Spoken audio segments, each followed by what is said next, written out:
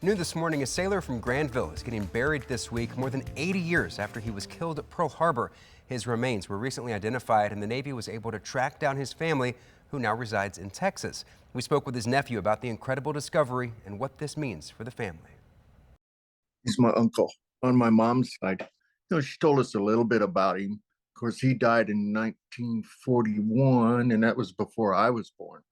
Harry Zeese of Weatherford, Texas, reflects on stories shared by his mom about her brother, Seaman Class Raymond Boynton, who was born in Grandville, Michigan. But Zeese admits he doesn't know much about his late uncle. I know he enlisted in the Navy when he was 18.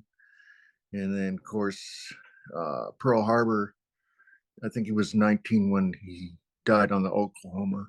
Now he's becoming more familiar with Boynton as the only surviving relative of a soldier killed at Pearl Harbor. The Navy initially, when they started the process in 2015, identifying the remains, they got a hold of one of my distant uncles, and that's where they obtained the DNA from.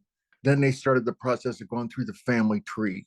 The Navy had a representative come to my house and explain the situation that they'd found his remains, and they wanted to have him buried.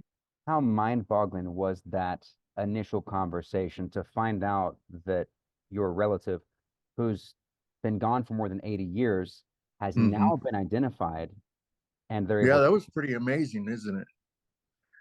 For them to have that technology and to take all that effort, it's quite amazing to think they went through all that. And I think that's an honor for the state or the even the city that he was from, in knowing that he's being put to rest finally. Zeese opted to have his uncle's remains buried at the National Memorial Cemetery of the Pacific in Hawaii. The burial ceremony will take place tomorrow.